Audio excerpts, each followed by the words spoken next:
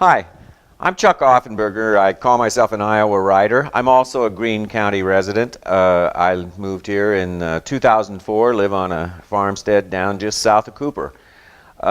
When I became a resident of Greene County, and I continued to do some reporting for different publications, I found myself, anytime I was writing about anything to do with Greene County, I found myself increasingly going to James H. Andrew as an authoritative source on the history of this community of Jefferson and on the whole county of Greene. As I got to know him better, I really enjoyed talking to him. He has a sharp memory. He is a masterful storyteller, and he's really authoritative in his history of the county.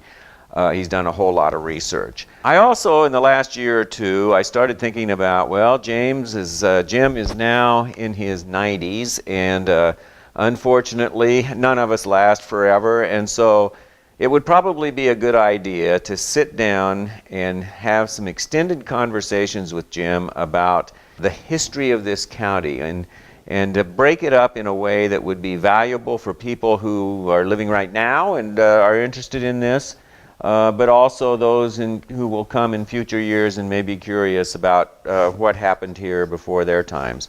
So in the summer of 2012, I proposed this project to the Greene County Historical Society, of which I'm a member, and they were very enthusiastic about endorsing this. I went to Jefferson Telecom, a wonderful company that has really been supportive of our programs at the Historical Society, and to Sean Seaborn of Seaborn Video Services here in Jefferson. And I laid out this idea of having these extended conversations with Jim Andrew, and that I would do the interviews or questioning, and all of these conversations were videotaped, and so we're going to preserve those on DVDs, which will then be available to the public at both the Greene County Historical Museum and the Jefferson Public Library. In addition, there are going to be played in a series of conversations on Cablevision here in Jefferson, and so that's where you may be seeing this. You've already seen the recording we had in October of 2012 when we recognized Jim Andrew as Greene County's Mr. History, and so that sets the stage for the conversations that are coming here. Now, when you are covering all of history, about 170 years of it since settlement, and even earlier with pre-settlement times, and we should have a separate conversation about each of those four periods. And in each of those conversations, I wanted to address four basic things about society, any society really.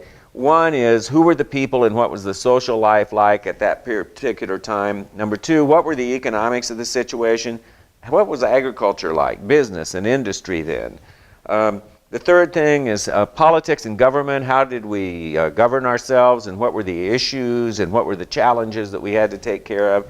And the fourth thing then in each of those periods would be a broad conversation about education, religion, arts, culture, and recreation.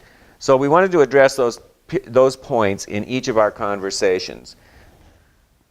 So now we're going to launch into our conversations, and the first period of history we're going to cover is pre-settlement to 1890. And these are the topics I told Jim to be ready to address as we started this conversation, that we wanted to talk about, before the white settlers, who were the original people here? Who were the white settlers, and where'd they come from, and what were they like? What were the early communities, and what and where were they? We'll talk about the Civil War era and the impact of that on the people and on settlement here in Greene County. We'll talk about the development of communities after the Civil War, when things really started to grow, and then we'll also cover the early railroads, a favorite topic of Jim Andrews. And now we start that first conversation, pre-settlement to 1890. Well, Jim Andrew, this has been something I've been looking forward to for a long time. I'm a little nervous even starting to start this conversation, but with your knowledge of history in this county, your age is now 91 years old.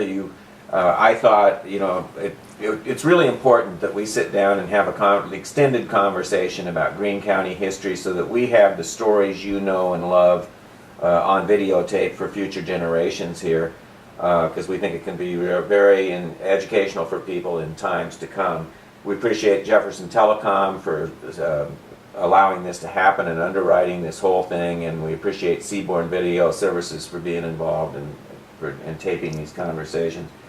Today, we're going to lead this off talking about the early history of Greene County, and maybe even the area, because there wasn't a Greene County exactly back in the earliest times, but from pre-settlement to about 1890 is how we're going to frame this up. So let's just start off. When did settlement occur? When did the first white settlers start coming into this area? Well, the first settler was Truman Davis. He came here in the fall of 1849, and then... Do you know where he came from?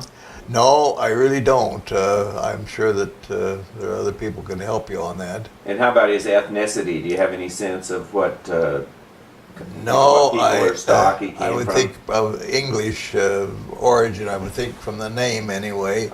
And he apparently was an experienced person on the frontier because he came with all the equipment that you need to survive and provide for a family, and has a marker that is located right close to his original settlement, and of course it tells about the date he arrives, and coming with horses and cattle and hogs and so forth to make a living. Amazing. And he's buried right there close by. And this is southeast of Jefferson? Yes. Oh, how far out is it? Well, it would be on the neighborhood of probably about 8 miles from Jefferson. So it's southeast part of the county today. Well, let's go back before Truman Davis and his family come here. I can't even imagine the courage it took to come out here and start up a new home. Can you imagine that? Can you imagine it was kind of a wasteland, with all of the prairie glass that grew so tall, and of course there were so many wet areas that were swampy, and ponds and so forth, very difficult to travel through. And of course, most of those early people were awfully sharp because they followed the Indian trails or the trails made by buffalo and such as that, game trails, to get around those wet spots and so forth. And as a result, most of the roads were formed along the shoulders of the Raccoon River, where there was drainage to get rid of the water. And of course, most of the incidents that happened early on were, of course, along there. Wow. Well, you mentioned prairie grass. How tall would that have been? Well, it's said that it grew so tall that a man could not be seen on horseback. Now, I think that's remarkable. 10, 12 feet high. Yes, that would be in the neighborhood, I would think, of 10, 12 feet high. Amazing. And of course, the blue stream grass, I have seen it in some original sites where it's never been plowed, where it would get to a height of maybe 7 or 8 feet. But this was on thinner soil, and I would imagine that the tall variety that I speak of was on some of the good black ground where it really took hold. There weren't many trees here except like along the Raccoon River Valley corridor, I suppose, or other streams. Yes, that was very generally true. One of the exceptions was the Horseshoe Bend area up in Kendrick Township, where... And where would this be from Jefferson? Well, that would be north of Scranton. Okay. And the particular area is unusual in the fact that the Raccoon River runs north for a couple of miles and makes a circle and comes back south. And the fact that the river ran north is quite unusual in this topography. And for some reason why there was a wonderful forest up there in the Horseshoe area of fine trees such as walnut and oak and such as that. Well, it's farmland now because all the trees were cut down, and made wonderful timber. One fellow was really fortunate that he brought a sawmill there, and of course really went to town with such a big supply of valuable timber that he could cut. I recall when Cooper celebrated, my town of Cooper celebrated its Quaski Centennial here in the early 1981. 1981. Yes, it was 2006. And we had you come down and talk to the folks then about, and you brought up about how, and we were all focused, of course, about what happened once the white settlers got here. Well, and you start talking about the Native Americans who were here and the Indian people who were here.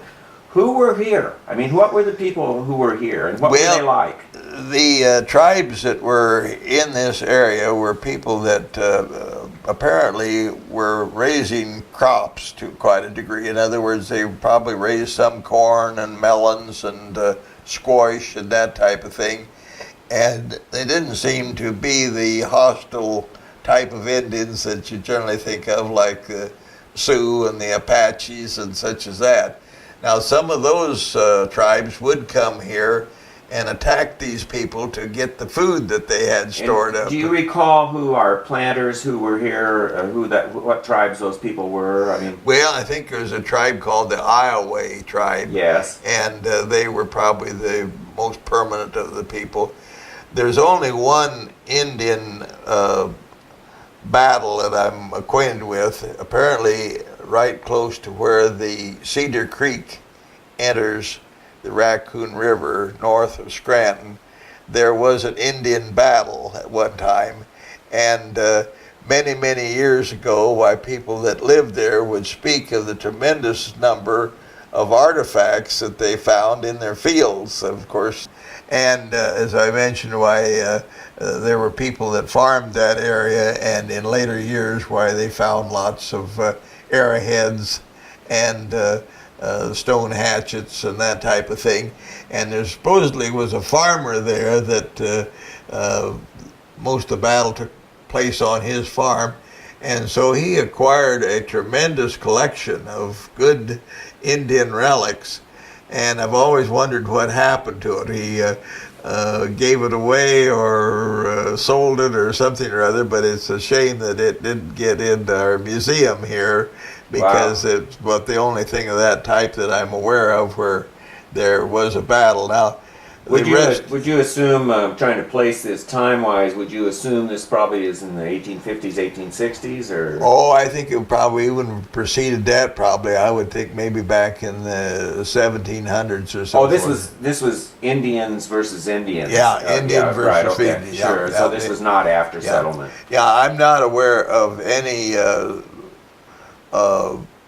settler here that was ever killed by Indians or anything of that nature. I mean, but there were, when Truman Davis and the other initial settlers got here, there were definitely still some Indians around here. I think that they were pretty mobile in the fact that they would go to one area for the summer months and then they go to another area for the winter and so forth, and that they were not continuously at any particular site. Would they have raised any livestock? Of course, they would have been hunters, for their meat. I think pretty much hunters. I suppose maybe they eventually would have gotten interested in horses, of course, which were brought by white men, and the Plains Indians, of course, went to town with the horses. But no, I think these people were pretty much ones that maybe cultivated a few crops and were gatherers of berries and fruits. So we would see that. I think this is important for people in the future to know this. We had the Iowa Indians around here, and I think they were somewhat related tribally to the Sac and Fox, who become the Meskwaki, and of course the Meskwaki is a name we still know today. So they would have been in the area with occasional visits by Sioux and Apaches. Yes. Wow, that's amazing to think about. Well, an interesting story is kind of related to this a little bit later, however. My grandparents, my grandmother anyway, was a small girl and lived on a farm about 5 miles southeast of Jefferson. And when she was a girl, in the period there from 1873 to 1878, on this farm, they had a small group of Indians under Johnny Greene, was supposed to be an early Indian character that was kind of a tribal leader. And they would winter on the timber on the back end of their farm. And the real story that really gets your attention, however, is one winter they had a bad outbreak of smallpox, and of course this is a disease that the Indians have very little resistance to, you know, Right. and of course there was a tremendous number of deaths, particularly among the youngsters in the tribe, and they would bury the children in graves in the winter, but the adults they packed with ice from the nearby creek, and when the spring of the year came, why, my grandmother was a small girl, and she was really impressed when these Indians had wagons at that time and horses, and they came through their farmyard, getting on the road to take these adults who they had packed in ice on the wagons to the Indian burial grounds, which were somewhere probably northwest of here. And of course you can imagine how a young girl of Oh my 10, goodness. 12 years old would react to something like that happening. So 130 years ago, 130 years later, it still impresses me. Yeah. Would those burial grounds have been within the county somewhere? I doubt it. I think Okay. probably they were even further away than that. It's just one of those things that, you know, nothing's really known about or written You about. mentioned Johnny Greene, who was Uh-huh. a Native American. I suppose it's important to make this point. That's not who Greene County is named after. No. Greene County is named after, of course, Nathaniel Greene. Yes. And who was he? Well, he was an artillery officer that was very prominent in the Revolutionary War and was a big assistance to Washington and his forces at that time. And Do you have any sense of when it was decided that we would be Greene County after Nathaniel Greene? You know, who decided that? No, I really don't. I suppose that it was one of those things that was decided maybe after the land was surveyed. I'm not sure. I have an interesting deal on that. My great-great-grandfather and my great-grandfather, father and son, had the contract to survey 4 counties in Iowa, and these were included Guthrie and Audubon and Shelby. And however, in Greene County, they just had the contract to survey 2 townships, and that was Franklin and Washington townships. Complete that, the rest of the county had been surveyed by somebody else who apparently lost interest in completing his contract.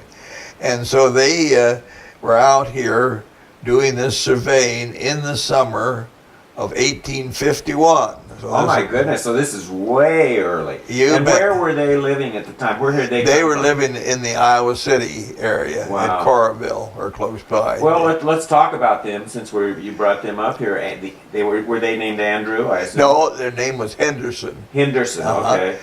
And of course, they were skilled surveyors, as you could presume there. But that's kind of an interesting story because you see, a surveyor went in and not only measured off the ground and installed rocks locating the corners of a section and the center of the section, but at the same time they made up a journal telling about what they found on the land. And they would describe if it was a good site along the river for a mill or the state of the timber, and they would note if they saw an outcropping of coal or they came onto some good limestone rock that could be used to make foundations for buildings and so forth, and if the land was good ag land for farming or for grazing and so forth. Well, these guys aren't just surveyors; they're scouts. Oh, you bet. And of That's course, amazing. the land speculators, you see, would go through the notes that were written by the surveyor, and even though they might be some distance away, they would come up with the idea that, boy, this is a red-hot location to get a hold of, and this one here, because someday that's going to be a coal mine, or that's going to be a mill site, or it's going to be a source of limestone rock or so forth. And so there's some speculators that really made big dough off of buying up land. Now, in checking over some of the land in our family, why it was quite interesting to see where there was a character from Des Moines by the name of Cook, and you would find his name in some of those early records just 10 times, buying this 40 and buying that 80 and buying this 120 and so Speculator. forth. Yeah, at $1.25 an acre. Well, now, so that land, you know, of course, it didn't belong to anybody. It belonged to the, if anybody, it belonged to the Native Americans. You know, they were the residents on it. But it was United States of America territory, and I guess that goes back since 1803 with the Louisiana Purchase. Yeah. Okay, so then how did it then eventually, when Truman Davis came, and or your great-grandfather and grandfather are coming in to survey, and the settlers start coming, how did they move the title of that land? I mean, what? Well, they apparently, of course, would go to a land office where it would be offered for sale, and usually that was some center point like Des Moines, where you'd have to go there to buy land that was way Out off. here. Yeah. And of course, in this deal of settling the land, why, of course, it is a deal where they have all of the various sections are numbered, and of course there are stones that are put in the ground to indicate the corners. And so as they surveyed, why, they'd be watching for distinctive stones to pick up so they could bury them at the important points. And then many times the rock might be shaped like a football or such Right. matter, and they could describe it that way. In some cases, they would take a stone hatchet and maybe put an X mark in the side of the stone. But of course, they were buried underground, you see, and of course, you imagine to find those things later, how precise you would have to be. And that's the thing that's real interesting about the surveying field, is that when you started out to be the surveyor to do these various areas, you had to go to the government office, which at that time was Iowa City, and you had to take a master chain with you. That was the measuring thing that you used. And you had to compare your chain with the all-time master copy that the state had. And you had to sign a certificate that your chain was exactly the same length, 66 feet, as the government was. So that you could go accurately measure and find but then here's the other part of the story. When you did the surveying, you had to have two chains. You had this master chain that you only got out maybe once a day and used it as a check. And then you had a working chain that you and your workers used to drug through the grass and so forth and marked off everything.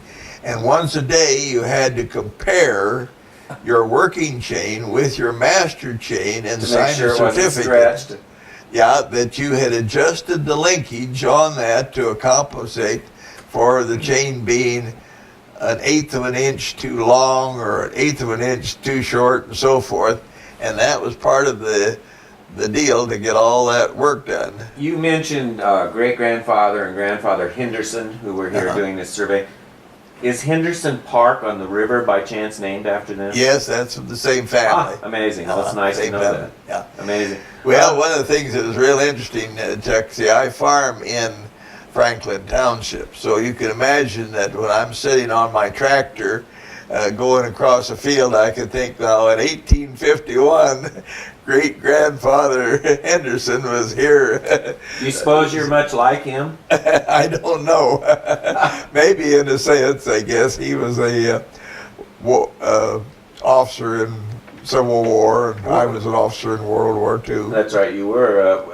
Henderson and Andrew, what ethnicity are we talking about there? What Well, they're Scotch. Scotch? Yeah. Okay. Yeah. Back to the land price. What was the land price when they were initially selling it to settlers? Well, it was $1.25 an acre was the thing. Now, you could buy 160 acres for $200. And let's yeah, well, let's just of think about today, that for a minute. 160 acres for $200. Yeah, uh-huh. And if you could buy 160 acres of Greene County today, how much would that be worth? I mean, are we talking? Well, you know, a lot of land is now going for $7,000-8,000 an acre, so run that by 160 and you can come up with quite a figure. So it's quite a so change. very, very valuable land, obviously. Then I think that I may understand this correctly. After the Civil War, which of course is 1861 to 1865, were some soldiers given land in this territory as a bonus for their service? Yes, there were deals that worked out that way. That is one thing that, and even earlier wars, by golly, like 1812 and so forth. Now, the 1812 deal was the reason that this surveying grandfather that I've told you about got to Iowa was because he got land given to him over in the Iowa City area for his service in the War of 1812. Wow. And so the people started coming, and of course we said, was it 1849 for Truman Davis? yes. That's a real marker in Greene County history, of course. Well, when you surveyed the land, why, of course, you had to make record of any people that you found living on it. And they were homesteaders. Yeah, well, in a sense, they were people that had the first privilege to purchase that land. Okay. If they had built a residence and started living there and so forth, and the government came along and surveyed it and were able to sell it to them, but they got first privilege. So, of course, many of them chose a kind of a distinctive place. Let's go to the early development of communities. What were the first towns that started to develop? Well, Jefferson got a real good start, and then Old Rippy was in the southeast corner of the county. And of course, the thing that happened was when the railroads started coming into. And when are we talking? This would be in the 1850s and in eastern Iowa, and it was one of those things that the first railroad through here, east and west, would have been what we know as the Union Pacific now. And that would have been constructed through Jefferson in 1866. And the North-South Railroad would have been the Milwaukee, and that was 1881. But they were both tremendously instrumental in bringing in settlers because people realized that here's a way to get there easily rather than coming by covered wagon and driving your livestock. So did most of our settlers arrive by train initially? A whole lot of them did, yes. No end of people even bought land out here and then didn't come to live here until the railroad came. Very interesting. Yeah. So when the settlers are coming, are we getting many? Are they coming from other areas of the United States, or are we getting many first-generation immigrants? Mostly from other areas of the United States. There was quite a movement of people that, interestingly enough, they would settle with, say, in Ohio, spend 10 years there, then they'd get wanderlust to go to the frontier and get something bigger and better, but they would leap over a state. They would go over Indiana and settle in Illinois. Right. Then you'd have people that lived in Indiana. They would skip Illinois and settle in Iowa. And of course, there were a lot of people here in the Scranton area particularly that came from Illinois. And as a result, there's an area out on the Raccoon River that was the Illinois settlers' picnic grounds. Yes, I've heard of that. And of course, once a year they had a big celebration there with foot races and prizes for whoever was the fastest and that sort of thing. And a big deal in So community settlement, Jefferson and Old Rippy, and Old Rippy is about west and maybe just a little north of where Rippy is today. 3 miles, 4 miles. Yeah, 3 or 4 miles way up. Those were those railroad settlements? No, that was the thing that happened to Old Rippy, in the fact that it was passed up by the railroad, and the railroad came from Angus to Grand Junction Okay, to so Rippy. that's why Rippy moved. And the people in Old Rippy gathered up the town and moved over 4 miles and started out all over again, believe it or not, just to be on a railroad. Civil War, of course, has a huge impact on life in all of the United States. But in 1861, when that started, what would that have been the impact here at that time? What's your sense of how much that It was a impacted? tremendous impact, because people in Iowa were very much agitated by the situation, and as a result, 150 men, which was 10% of the population, were enlisted in the army and so forth. And imagine the burden of getting the work done when 150 out of 1,400 people gone. Yeah, we're Enlisted gone, in right? And of course, men that were active in doing the farming and that sort of thing. So, boy, the poor women had to really rise to the occasion to get the job done. No, tremendous support here. There was a school down in the Old Rippy area, and had about 31 young men in the school at that time, and I mean people that were probably maybe 17, 18 years old to maybe 25 years old. And this was before a public school. This was a subscription school where you had to pay. Well, I've to go never to heard it. of this. Do you know what the name of it was? Or Brand school. Brand School. Yeah. And so they had. Well, the teacher and the director and all of the students all formed a military company and took off for the Civil War, the whole class. Amazing. Yeah, of course, as I say, they were young men. They weren't kids, 6, 8 years old, but it was a big deal to get an education back then. Gee, are you familiar? Did we have a lot of losses among our soldiers that left Greene County? Oh, I think so, yes. Yeah, I would think when the Civil War was a pretty bitter situation, and of course a lot of people were wounded and lost legs and arms and so forth, and lots of problems from disease and so forth. Yeah. So it was quite a critical situation. Did our troops from here? Do you have any sense of where they went to fight, or were they all over? I think they were pretty much all over. I haven't ever come on to anything that was really very revealing that way. Of course, there's there's Iowa monuments at various Civil War battlefields. Yes. That's not uncommon. Many other states too, of course. Yep. But Well, my own family, of course, had people in it, but they went from the Iowa City area at sure. that time, and of course we're in units from down there.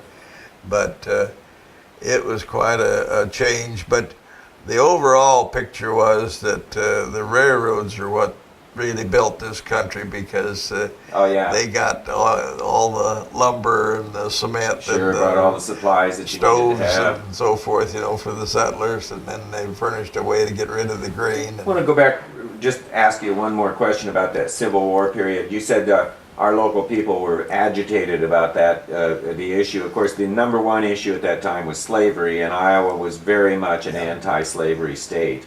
But did we have any people here who were, Confederate loyalists? Well, there were people that were called copperheads, and they were questionable loyalty. Maybe they had lived in the South, or Right. they had relatives there and so forth. My own family had quite a situation where they were bitterly opposed to slavery, and at one time had lived in slave territories, and just couldn't get out of there quick enough, so to speak. Had quite a few young boys in the family, and the father wasn't going to have them raised where they were slaves. I'm assuming we never had any slavery in Greene County. I'm not aware of any. I'm sure there are probably people that visited here that brought a manservant along and so forth, Sure. like that. But it is kind of interesting that probably back in the area of the 1920s, we'll say, that there were more colored people living here in Greene County than there probably are today. A person could have take a good look at the census records. But when I was a boy, there was a colored man and his family farming right adjacent to our farm, and my father and others in the neighborhood exchanged work with him and accepted him just like anybody else, and he was a good progressive fellow and well accepted in the community.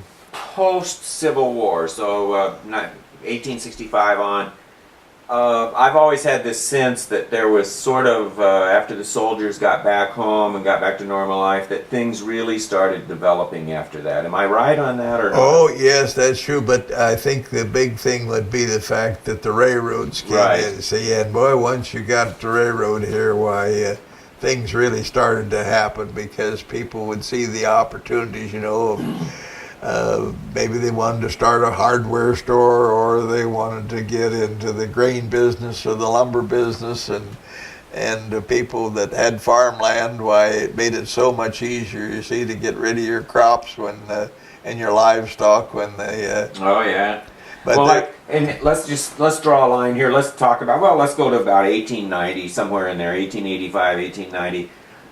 How many trains a day would there be going through? Do you have a sense of that? Well, somewhere I would be thinking that maybe somewhere in the neighborhood of about 32 a day on the Northwestern or Union Pacific as we now know it, and that period. And I would think the north-south Milwaukee line would probably be in the status of probably 12 a day or such a matter. And these, of course, when these trains, I mean, were these, in that time period, would there be both passengers and freight moving on those trains, or would there be separate freight trains? Separate trains. Okay. Trains. Yeah, passenger trains were dedicated just to staying on a firm schedule and so forth, and your freight trains, why, of course, a lot of nighttime activity took place there because that was a good chance to pick up cars along the way and leave them off and so forth. What was it like at the depots? Every little town started to have its depot, and we had many more towns develop in the 1880s. Oh yes, and yes. 1870s, 1880s. But what was it like around those depots? Well, I assume they must have been kind of like little centers of the town. Well, they were the nerve center of any town, by golly. If you wanted to find out what was going on, why, get a hold of the station master, because between knowing the passengers that he had coming in and going out and the express shipments going in and out, the messages on the telegram reference to deaths and births and that sort of thing, why, he was a person that the newspaper editor ought to have an office in the depot, because that's where everything was happening and where all the news was being made. I can imagine on a slow news day, you'd probably just want to go down to this depot and hang out a little bit and see what was cooking. Well, it was a fascinating thing in the sense that athletic events back then, of course, were covered different than they are now. They were covered by the telegram system, you see, and so you take something like the World Series or a big prize fight or something, and this would be coming off at the depot because that's where they get the word. And of course you'd find that all the people that were interested in the sports would congregate there, and you'd have the telegrapher that would be giving the crowd the score, you see, or who won that round and so forth.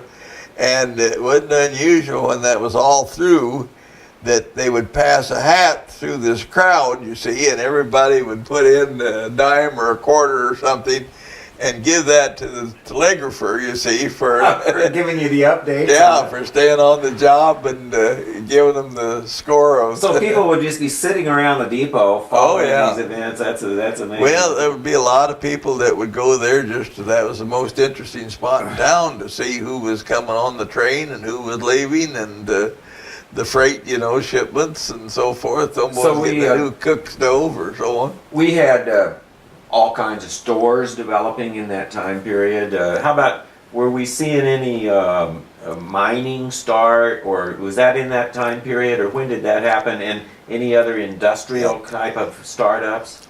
Well, there was, of course, a big deal of mining in Iowa, particularly in the Angus area, down in the very southeast corner of Greene County. There was a lot of coal mines that were very prominent there.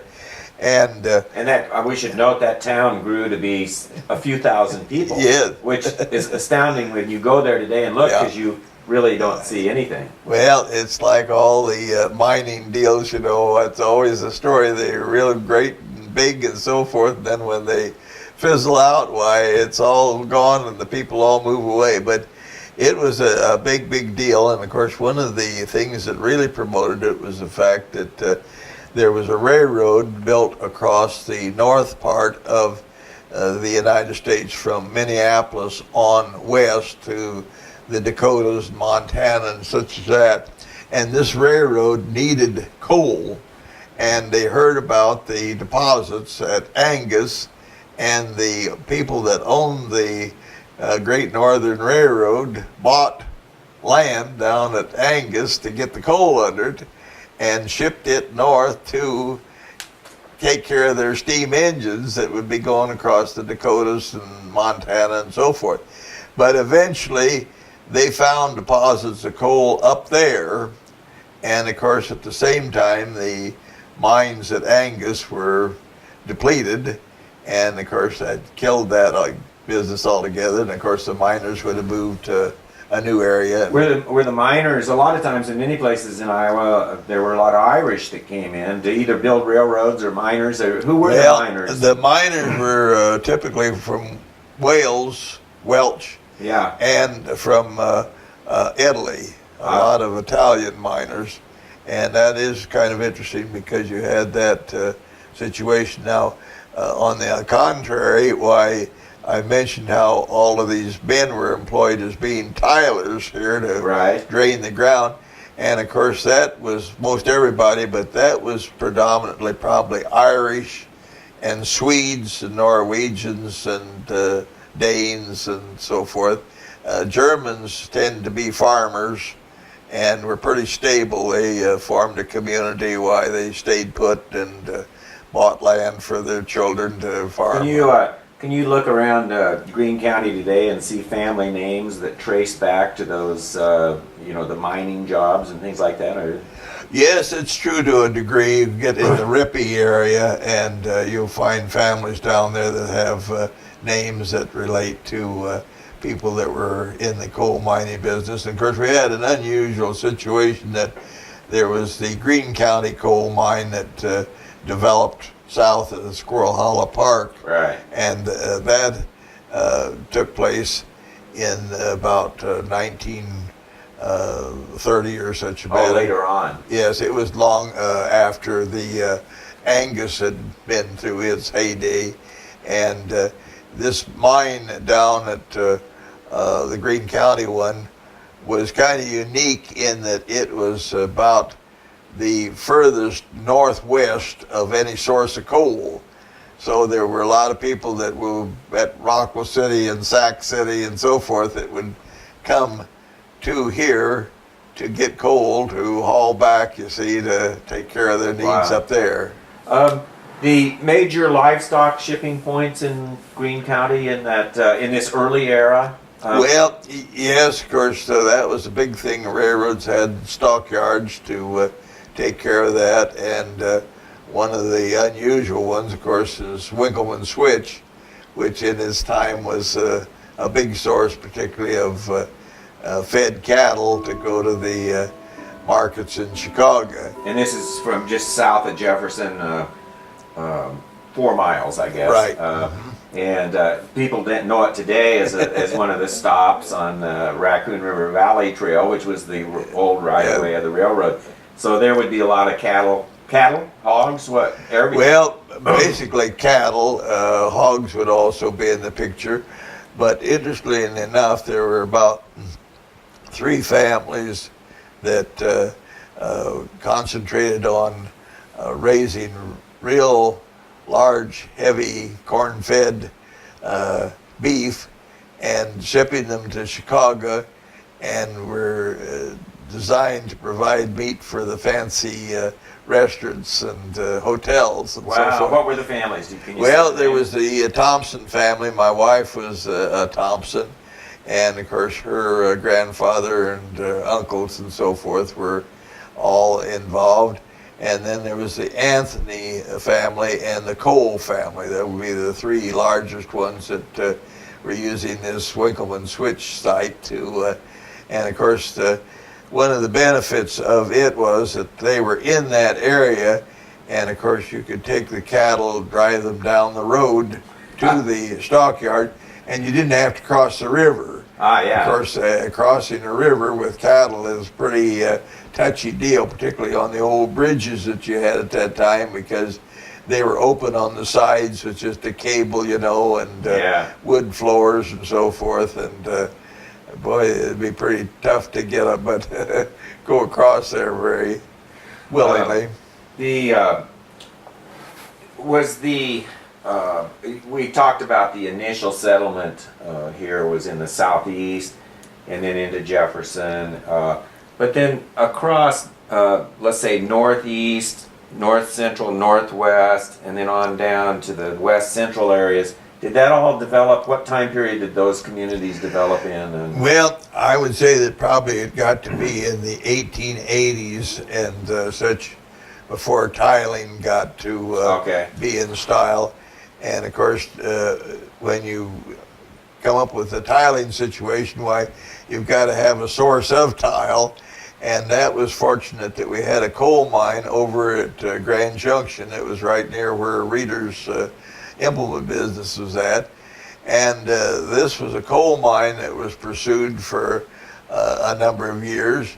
And it was a real thin vein of coal, I guess only maybe about 30 inches. So it was where the miners had to lay on their side to pick the coal out, so you can imagine how laborious that would be to make a living that way. But anyway, when they ended up, it was kind of wild after they got all the coal out that was practical, because the floor of the mine was A1 plus potter's clay. oh my goodness! And so the coal mining outfit folded up the coal mine, and then they went into the baking brick type of tile, where you make it out of clay and bake it in a kiln and so forth. And then that was used to. That was used in this area and came around at just the right time when that was needed. And then there were sources that started making tile out of concrete. And there was a big tile factory in Jefferson right across north of the fairgrounds out here. Quite an extensive deal, shipped a lot of tile out by freight cars. Let's go. We'll wind up for today. I want to get a sense of what life was like here from 1865 after the war, when we got a lot of development going on, till about 1890. What was social life like, and what was, schools were being formed. What was it like then?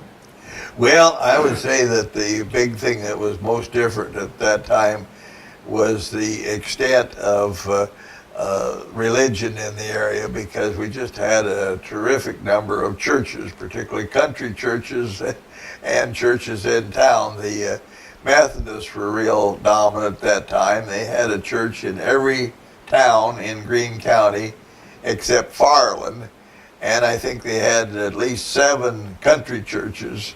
So there was something like 17 Methodist churches in the Greene County area. Oh my gosh. And then, of course, that was followed up with Catholic churches were pretty dominant in the Peyton, or rather the Churdan area, and the Grand Junction, more so maybe than the rest of the area. And some real unusual ones. I have an 1896 atlas that shows a Christian Science church up in the country, in the north part of the county, yeah. Wow. And quite remarkable, because I don't think it would be that widespread at that time. Yeah, that is interesting. That it would have been a real early one. Take a guess. How many country churches do you suppose there were? Well, I made a study of them, and I'm under the impression there are about 17 country churches now. The Methodists probably were dominant with 7 of them. And from there on, why we would have several United Brethren churches, which were kind of an offshoot of Methodist. And then there were other country churches that were Christian, kind of a strong hold in the Jackson Township of a couple of country Christian churches, and pretty well spread over Lutherans to a degree. I think today we have 2 active country churches left in the county, so it's amazing how that's changed. Well, it was a big thing in its time, and of course my parents were quite active in the Pleasant Hill Church, and my ancestors, so I know a lot about them, but they were unbelievable. That little country church out there, when my mother and father were teenagers, they had 65 young people. Now think of that. That one little church had Pleasant Hill. Yes. Amazing. And that goes to the 1880s, doesn't it? I mean. Yeah, but it would have hit the high point about 1916. Right. Now, 1916, they had a go-getting minister, and he even had a big athletic program, ball team and this, that, and the other, and so forth. And at that time, they raised the church up and dug a basement under it and expanded in that sense and so forth. We'll talk more about Pleasant Hill and get into that time period a little more. But what about in the 1865 to 1890? Would people get on those trains and go to Des Moines for the weekend or for a visit or to shop or Ames or? Well, they would go to shop, I would think, as much as anything. Now, I know my ancestors would frequently go up here and go to Marshalltown, which is interesting because at that time, apparently Marshalltown was really thriving. More developed than Ames. Yes, right. Yeah. Ames was a college town, didn't come on the map, until a little later on to a degree. So that was a big deal, but it was basically a shopping situation. And I would think that probably was relative maybe to buying furniture and apparel and such as that, rather than groceries or which you do mundane things like that nature. But okay, now if you live down in southeast of the Jefferson, where your folks were, and you were going to go to Jefferson, are you riding a horse to town? Is that how you're getting there? Well, most often I think it was done by a buggy or a farm wagon. In our family, we were never too much on riding horseback. I mean, it's kind of interesting, but that seemed to be the nature of it. And I think that was true of most people. Usually because they had cream, you see, to take in, and eggs and so forth, or something that needed to be repaired and so forth. So it's pretty handy to take a wagon, and then you had room to haul that and reverse if you got something in town, why you could haul it back. But there were a lot of wild things that went on. One of the things that you wouldn't expect is the fact that the Sears and Roebuck was really a big deal, And of course, the express service of the railroad really worked with that. And so people would order a lot of their staple groceries from Sears and Roebuck. Now imagine that, and go in town, and all of that was packed in wood boxes. They hadn't got around to knowing about cardboard. And so they'd make a real fine A1 wood box, you see, and the farmer would send in there, and he'd get his crackers and his coffee and his sugar and flour. You get the idea. And I gotta go down and. How did people order it? By mail? Oh yeah. So they place a grocery order by mail and then be shipped out here from Chicago? Or? Yeah, that would be the big point on Sears. Well, it was a remarkable situation in the fact that I tell you, Sears was an A1 outfit, and people were honest back then.